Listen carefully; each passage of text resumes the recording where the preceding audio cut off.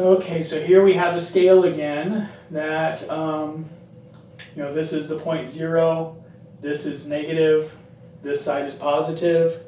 And so again, we have free will and choices that we're either going to be on this side or the negative side or the positive side. The negative side is an easy target, someone who is at risk to have a lot of trauma and problems in their life.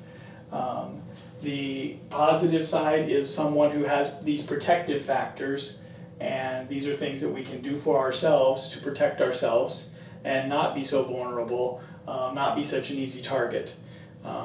Those who are more like predators tend to be over here, but they're looking for people who are also over here that they can take advantage of and are easy targets. Again, predators do not want to fight another predator, and they don't want to fight someone who has protective factors that they're not likely to be successful in getting what they want. They're going to pick the easiest target. So it's important for us to know there are predators out there, and we need to protect ourselves by not being an easy target. And maybe if we feel like we're a protector of others, and we see someone who's a predator targeting someone, we could go and gather that person and walk them away and take them with us and get them away from that predator.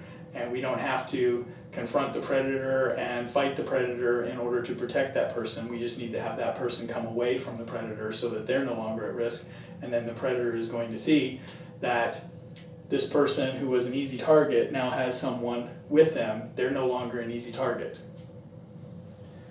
So an easy target is someone with low self-esteem. So it's important that we do things to build our self-esteem, and that a protective factor is having confidence. So when we build our self-esteem, we become confident, and we don't let people take advantage of us and push us around. That's a healthy thing.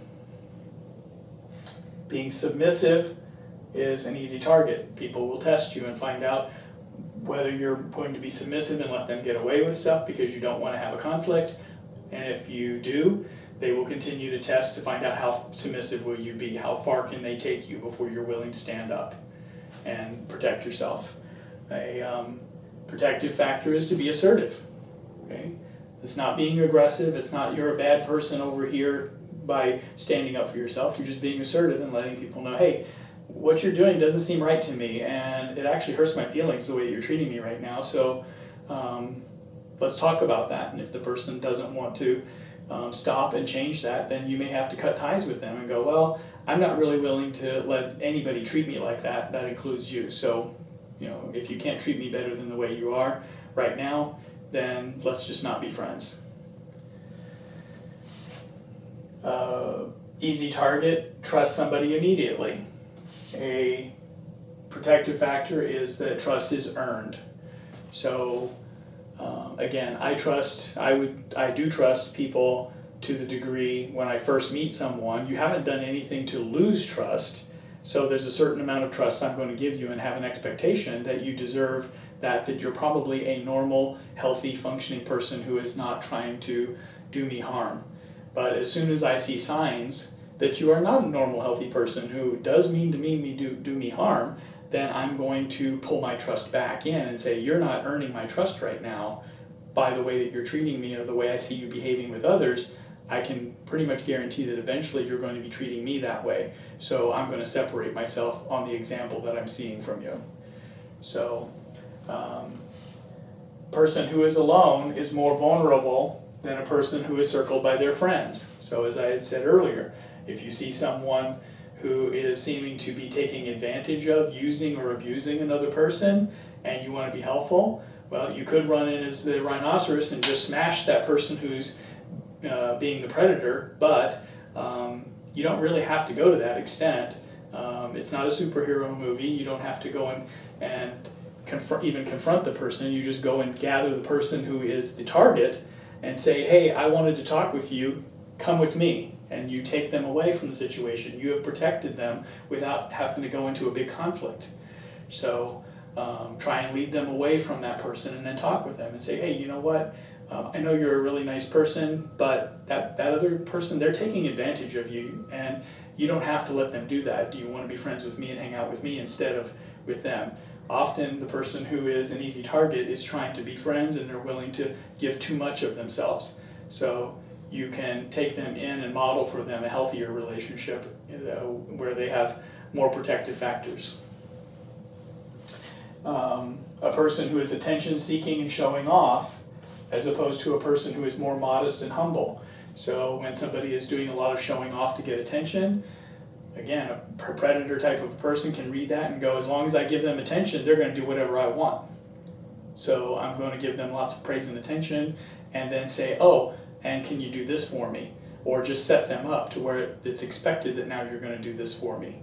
So a person who does take a lot of risks, again, that if you see someone who is willing to take risks of doing things that could lead to a dangerous situation, then they are more of an easy target than someone who has boundaries and says, well, I'm not going to,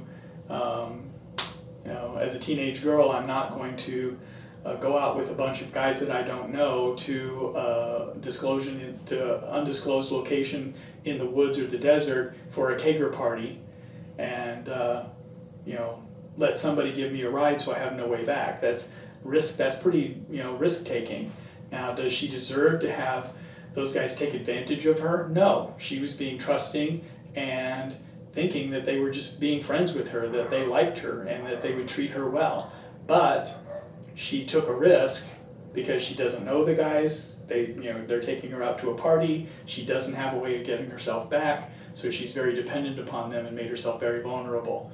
So, hopefully nothing happens to that girl, but again, that if she was exercising some protective factors and having boundaries, she would assess those kinds of things, evaluate that, and say, yeah, this is too at risk, so I won't go and do that. Could I go out to that party if I also have a group of friends who I'm going with who are going to they're giving me a ride there, they're going to give me a ride back. We all know that if it starts to feel uncomfortable, any one of us can give the signal of it's time to go, and all of us will get back in the car and leave together. So, that's being safer. It's still allowing you to go out and have fun and be with people and meet new people, but do it under boundaries in which it's safe. Don't take big risks like that.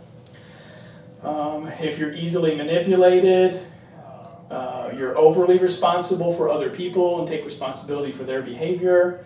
If you make excuses for other people who do things that they shouldn't be doing, if you're continually giving to others and not expecting that to be a mutual give and take, if you have childlike behavior, that's a big warning sign to someone that you're probably an easy target. You're very impulsive and you just do things on feelings and you don't think it through. If you're under the influence, you're an easy target because you're uninhibited and you're likely to do things that, while not under the influence of drugs and alcohol, you would stand up for yourself and say no.